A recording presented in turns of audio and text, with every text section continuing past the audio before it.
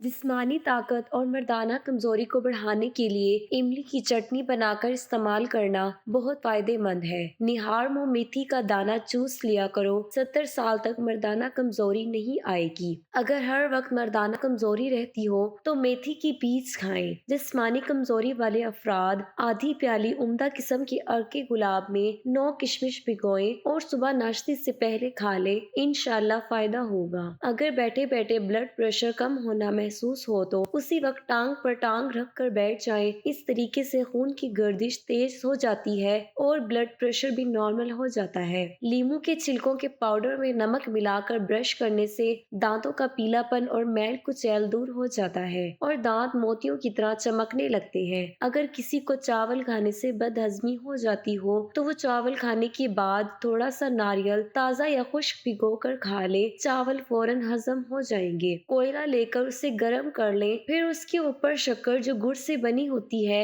وہ آہستہ آہستہ اوپر ڈالتے جائیں، اس کی دھونی اپنے پورے جسم پر لیں، خارش کی بیماری ختم ہو جائے گی۔ بینگن کے قطلے کاٹ کر پانی میں ڈالیں، اس طرح وہ کالے نہیں ہوں گے۔ اگر آپ بیسن میں پکوڑے بنانا چاہتی ہو تو تلتے وقت بینگن کے ٹکڑے نمک کے پانی سے نکالیں اور بیسن لگا کر تل لیں، ورنہ بیسن میں سیاہی مائل پانی چھٹ جائے گا۔ اگر ہمارا پیٹ خراب رہے گا تو ہم کئی بیماریوں میں مبتلا ہو جاتے ہیں۔ اگر پھٹی ہوئی ایڑیوں والے افراد رات کو اپنی ایڑیوں پر موم بتی کی موم لگا کر سو جائیں تو صبح دیکھ کر حیران ہوں گے کہ ان کی ایڑیاں بالکل ٹھیک نظر آئیں گی۔ خالی پیٹ کبھی بھی باتھ روم نہیں جانا چاہیے، کیونکہ خالی پیٹ باتھ روم میں جانے سے آپ کے جسم کی اندرونی اعضاء بہت کمزور ہو جاتے ہیں اور بعد میں کھانا کھانے سے وہ ہضم نہیں ہوتا۔ ہر وقت پیشاب کی خواہش رہنا پیشاب کی نالی سوجنے کی علامت ہے۔ نہاتے وقت پانی میں اگر ناریل کا تیل شامل کر لیا جائے تو پورے جسم کی جلد ملائم اور چمکدار رہتی ہے۔ چلتے وقت ہمیشہ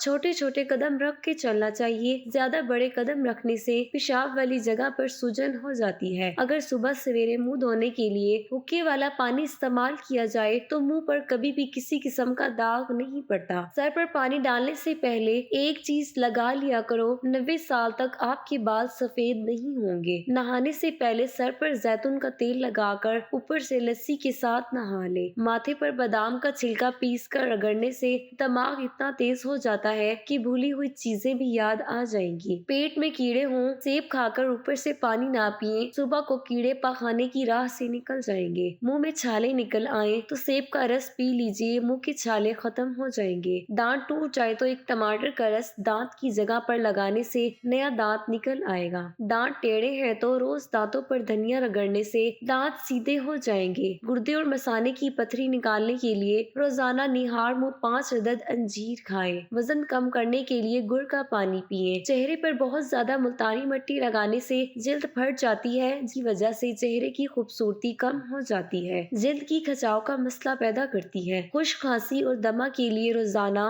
1 تولہ اسبگول دودھ یا پانی کے ساتھ 40 روز تک عرق گلاب، روغن بادام اور پھٹکڑی لے کر 4 انڈوں کی سفیدی میں ملا کر ہلکی آنچ پر پکائیں۔ جب یہ لیس کی طرح بن جائے تو رات کو سوتے وقت چہرے پر اس کا مساج کریں، انشاءاللہ چہرے کی جھریاں ختم ہو جائیں گی۔ زبان کی تتلاہٹ ختم کرنے کے لیے شہد کھائیں اور زبان پر ملیں۔ صبح شام 1 چائے کا چمچ شہد کھائیں۔ کچھ عرصے مستقل مزاجی سے اس ٹوٹکے پر عمل کریں۔ کیا آپ جانتے ہیں اگر آپ کو پیٹ میں درد ہو تو بائیں کروٹ لیٹ جائیں اور گھڑی کی سمت کے دائرے میں اپنی پیٹ پر ہاتھ پھیریں، ایسا کرنے سے درد کم ہو جائے گا۔ اجوائن کا استعمال سانس کی نالی، پھیپھڑوں کی صحت کے لیے بہتر ثابت ہوتا ہے۔ جن افراد کو دھول مٹی سے الرجی ہوتی ہے وہ اجوائن کے قہوے سے مستفید ہو سکتے ہیں۔ اجوائن سانس میں دشواری کا سبب بننے والی وجوہات کا خاتمہ کرتی ہے۔ مسور کی دال کھانا پیٹ کی بیماریوں کو دور کرنے کے لیے بہت فائدہ مند ہے۔ حیض کی حالت میں ٹھنڈے مشروبات، آئس کریم، لسی، تربوز اور کھٹے پھل نہ کھائیں، اس سے اور زیادہ تکلیف پیدا ہو سکتی ہے۔ بد ہضمی اور بھاری پن سے بچنے کے لیے کھانے کے بعد گڑ کا استعمال ضرور کریں۔ گڑ کو بطور سویٹ ڈش کھا لیں، فائدہ ہوگا۔ بیت الخلاء میں رونے سے گریز کریں، ایسا کرنا شیاطین کو کھلی دعوت دینا ہے کہ وہ آپ کے جسم میں داخل ہو جائے یا آپ کے جسم کو پکڑ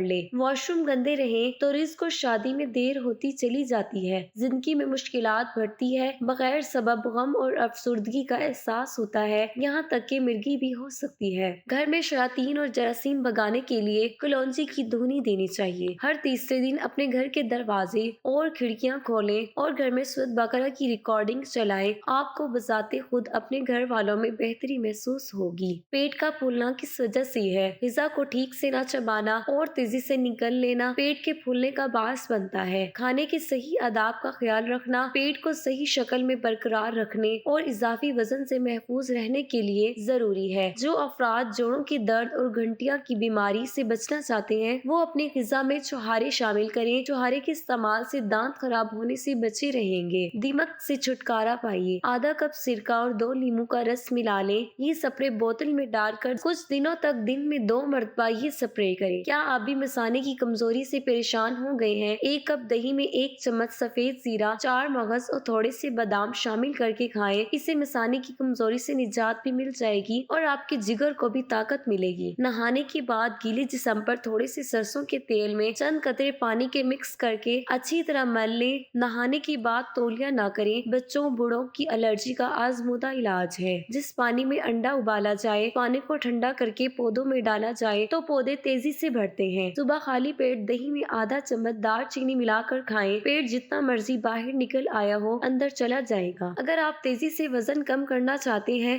تو دہی میں دار چینی ملا کر استعمال کریں۔ ناظرین، آپ کو ہمارے ٹوٹکے کیسے لگے کمنٹ باکس میں لازمی بتائیں۔ شکریہ۔